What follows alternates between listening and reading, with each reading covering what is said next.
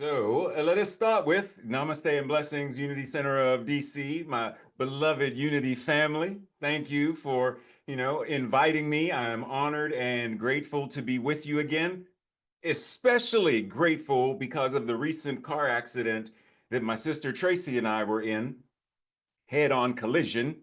So I am extremely grateful that I am well and that she is recovering and things are good. Interestingly enough, how this fits in with what we're talking about today. Bloom where you are planted. So we start with the question, how do we cultivate life in a way so that we can bloom? And actually, you know what? I'm going to tweak this and I'm going to borrow from Chick when he read the Daily Word today. How do we cultivate life with confident assurance of our divinity so that we can bloom? Breathe.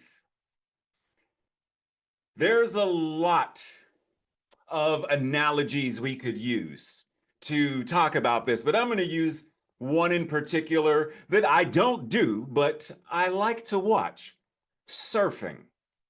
There are times when we glide along the waves. We're having fun, we're enjoying the ride, and then there are times when, for various reasons, we lose our balance, we fall into the water.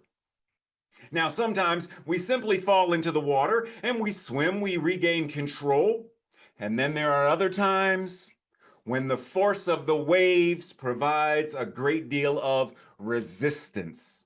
And so we work and we struggle to ensure that we do not drown.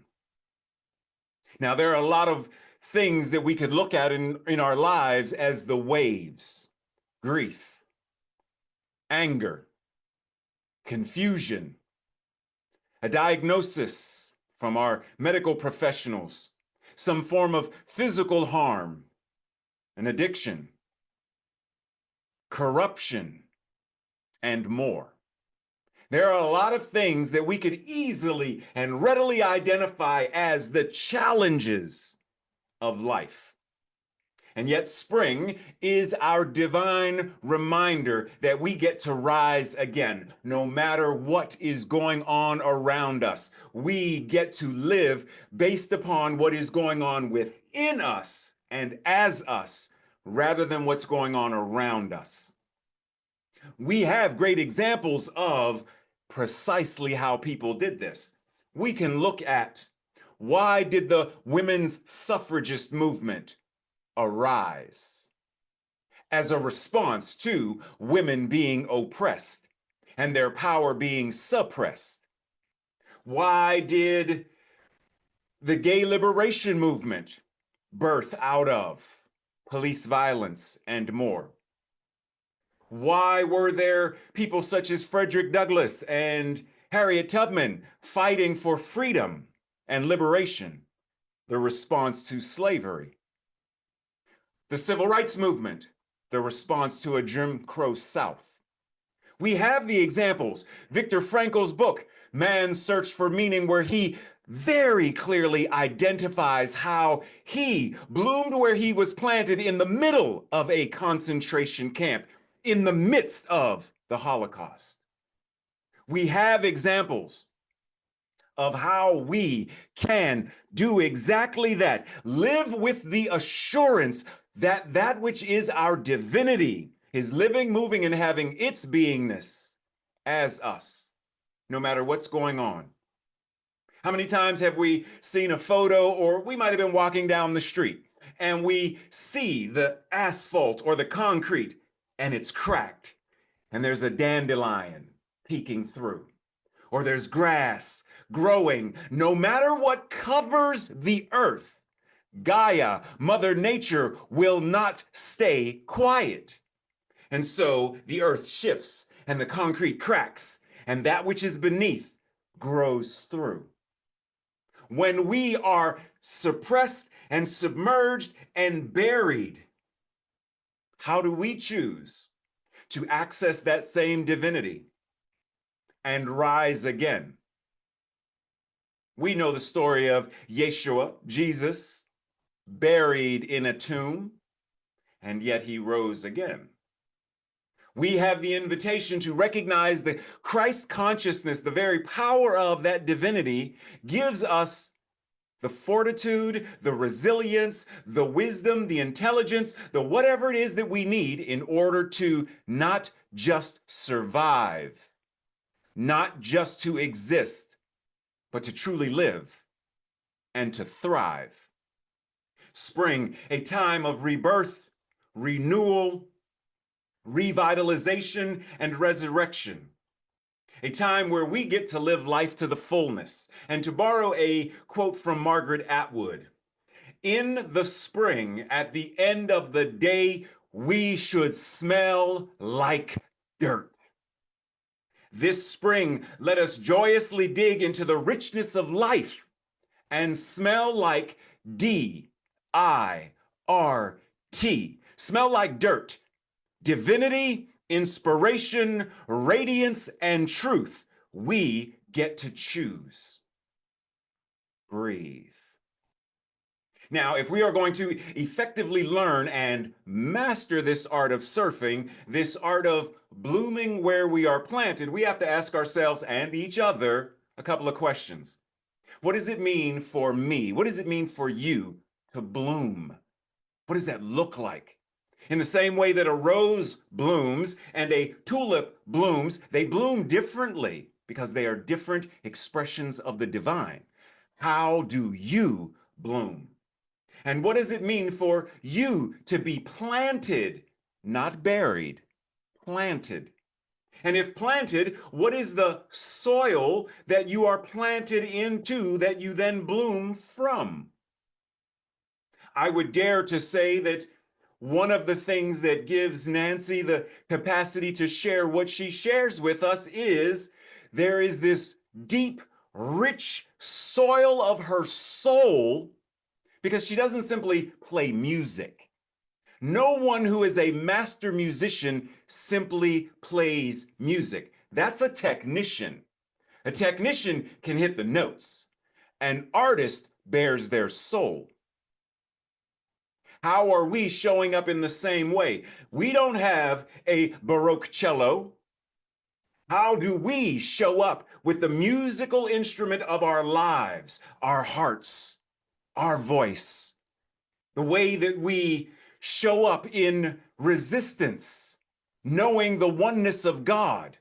How do we play the harp strings of the universe and sing the voice celestial in order to demonstrate what we know to be the truth, the whole truth, and only that which is true about that which is God, that which is source, that which is the universe itself, incarnating as us, in us, and through us?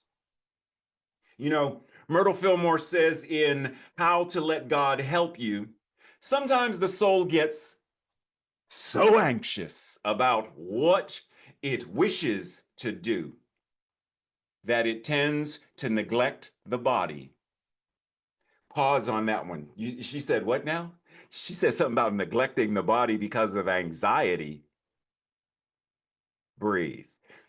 She goes on to say, this is not fair to the body, nor to those who must take care of the body when it is neglected. Your first duty then is to bless your body. Get your thoughts right down into it and praise its wonderful work.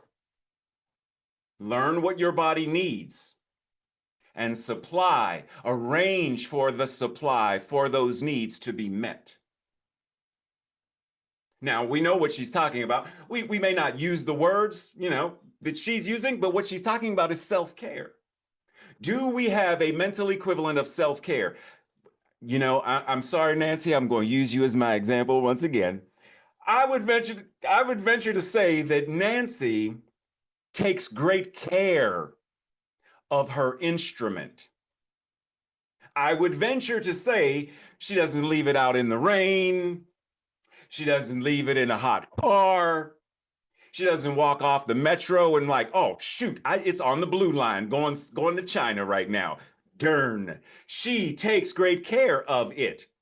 And I would venture to say that the instrument that plays the instrument, she takes care of it as well. Because she knows if she's not hydrated, if she's not limber and flexible and in the zone, breathe. Because that is too our invitation. How do we anchor into the mental equivalent of our thoughts, our words, our emotions, our actions in order to take care of ourselves physically, mentally, emotionally, socially, financially, and spiritually? For us, what is the fertilizer? For us, what is the water? For us, what is the light? For us, what is the CO2? What nourishes us to be able to face whatever occurs during the day and have a level of resilience that says, the winds are strong, I may bend, but I will not break. What gives us the fortitude to let our roots sink deep into the earth and stand like the mighty oak? What gives us the ability to bloom like the sunflower? What gives us the ability to bloom with a radiance and an aroma that invites the bees to come and do what they do, moving pollen from flower to flower to flower to further nurture what it means to bloom? See, we don't do any of this in isolation. You know, if Nancy decided, I am going to become a master cellist, Nancy, who are you going to play for? No one, just myself. You said, what? You spending how much money to learn how to do this and how much time to do this? To only sit in your own kitchen and never play for? Exactly. What would be the point? Why become an interpreter to never interpret for? Why become a pilot to never enter a plane? Why become a teacher to never? Wait, say what now? We do this because this is how spirit loves itself. The music that Nancy is playing is how the universe holds us and caresses us and reminds us, I got you. I love you. I am you. The way the music moves through us and we get goosebumps or God bumps, the way the hair stands up on our neck and our arms because we are so moved. In the same way we are moved when someone recites a beautiful poem. They are pollinating us and giving us the capacity to now bloom, to rise again and face whatever it is that we may be challenged with that particular day. And when not challenged, we get to share the laughter and the love to once again further pollinate, further share, further bloom, further inspire, further smell like dirt. No matter where we go, we have the opportunity to show up as the divine, as inspiration, as radiance and truth, no matter where we go, no matter what's going on.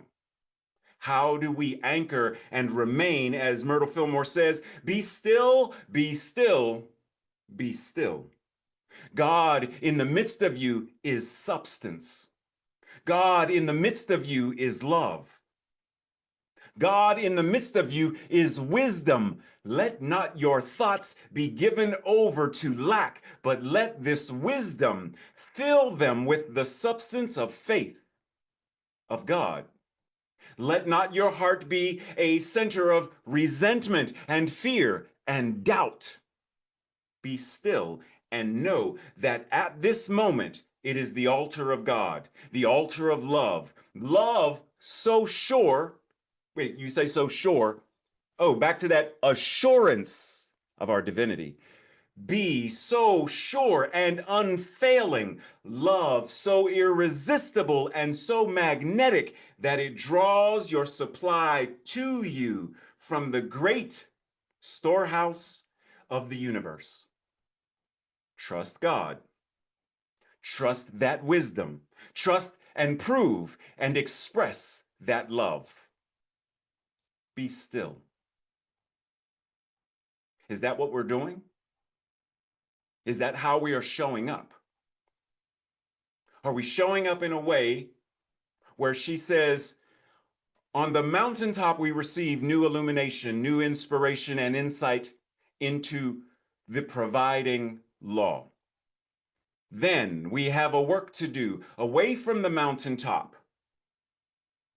We get enlightened. Before enlightenment, chop wood, carry water. After enlightenment, chop wood, carry water. We go to the mountaintop. We receive whatever that is that we receive, and we return back in order to live life fully. Because if we're not doing that, then what's the point? Why study, and why engage in Lent, and why go to meditations and singing bowl healing circles, and why? Because, as Carl Sagan said, you are the way that the universe knows itself. That's why. Because the way that we show up, the way that we live, the way that we thrive, the way that we express love is the way that the universe is doing it. So we need not expect something outside of us to save us or rescue us or whatever that is. We get to do it. We get to hold each other up in community.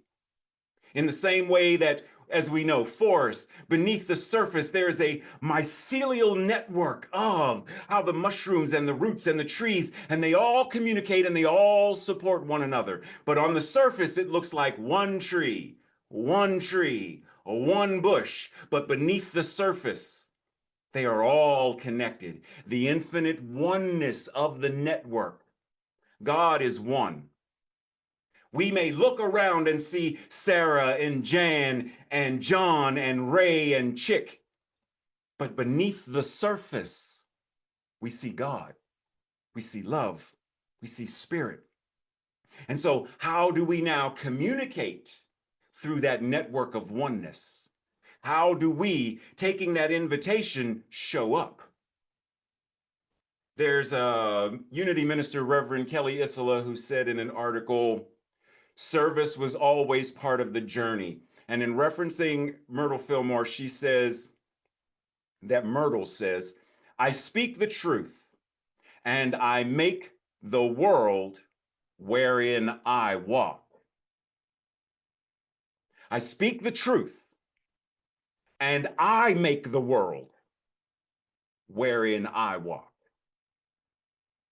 Do you understand what kind of assurance this woman must have had to be able to say that I am a sculptor of conditions?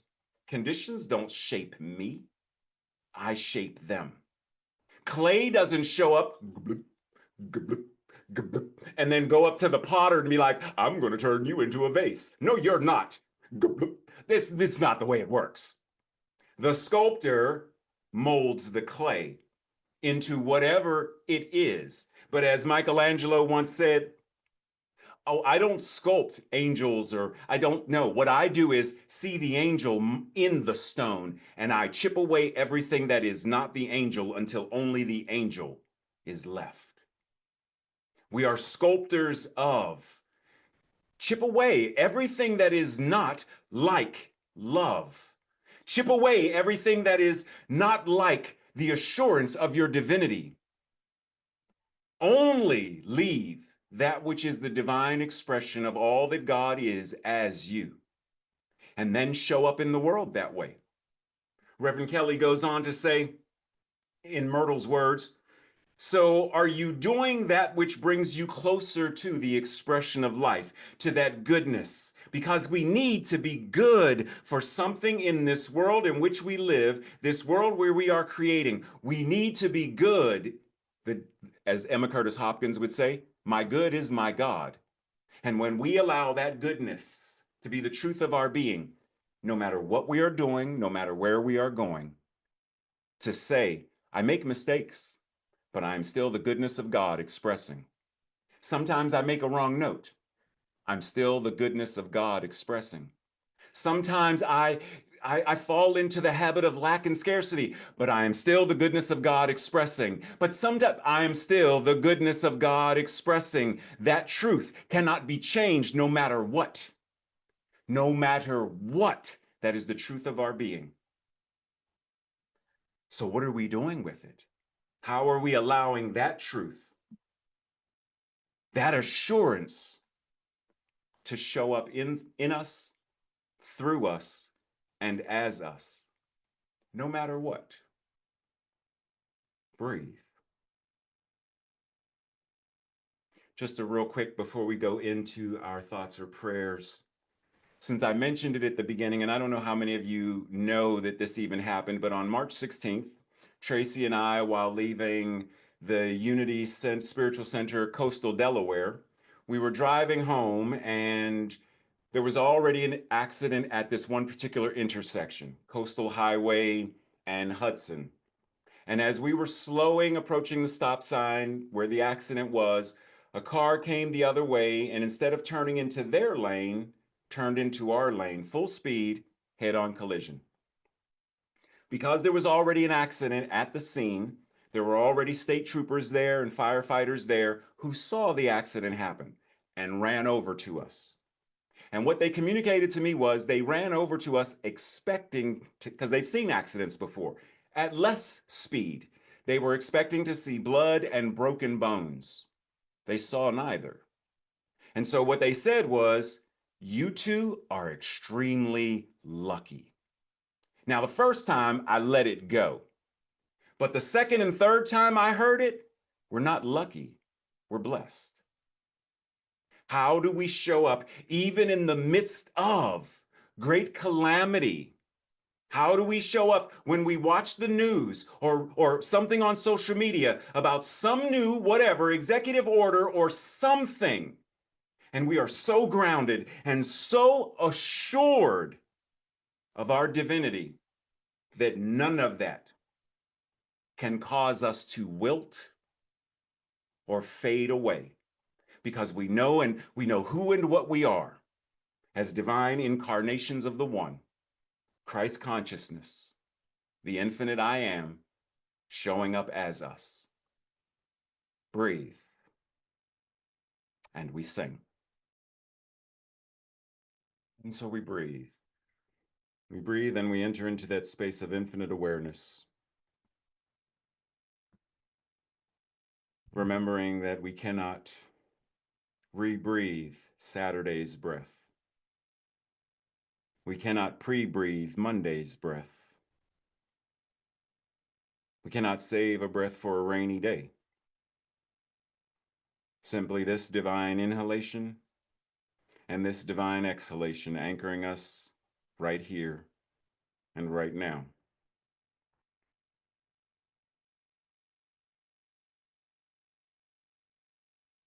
It is in this space of right here and right now that we choose, consciously choose, to recognize and to be aware of our own divinity.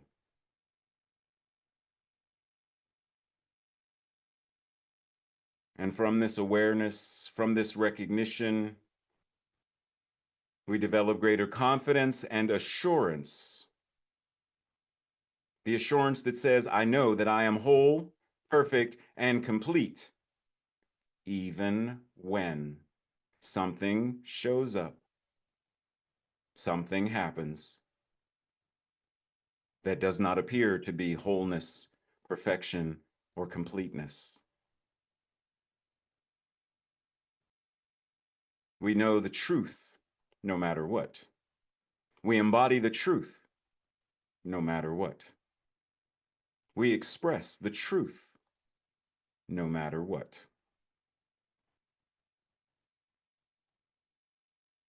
In the same way that if someone were to walk up to any of us and say, you are probably the most beautiful flamingo I have ever seen in my life.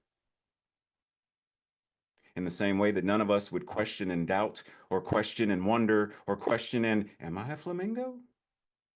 When did I become one? What kind am I?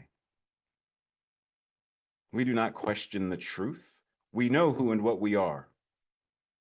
So when the world, when the collective consciousness comes to us and tries to convince us that we are something other than that which is the divine expressing, we hold fast to the truth.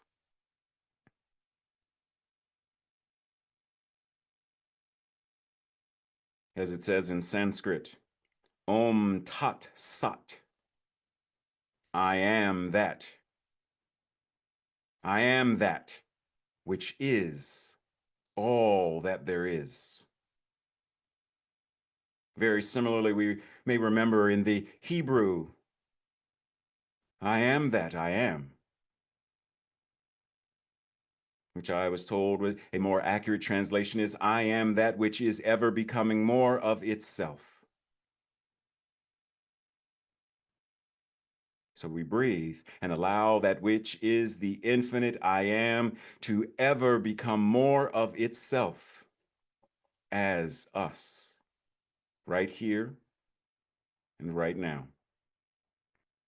And we breathe into the silence.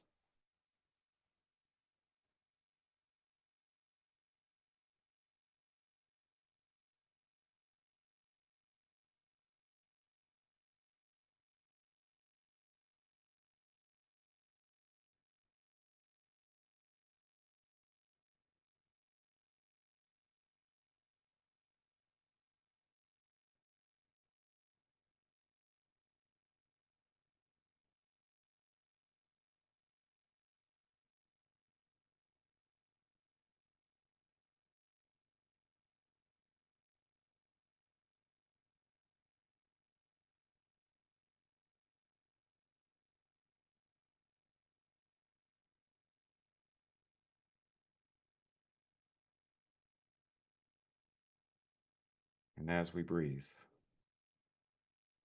we remember that not only are our thoughts prayers, but that the way that we show up in the world, the way that we greet our neighbor, a prayer, the way that we walk our dog, prayer, the way that we lay our head down at night to go to sleep, prayer, the way that we eat a meal, prayer, the way that we show up every day, prayer. Because amen is not simply something we say. Prayer is not something simply we do at a select time. Prayer is how we live. And amen is how we affirm the assurance of our life, recognizing that that which is the divine is right where we are, right now.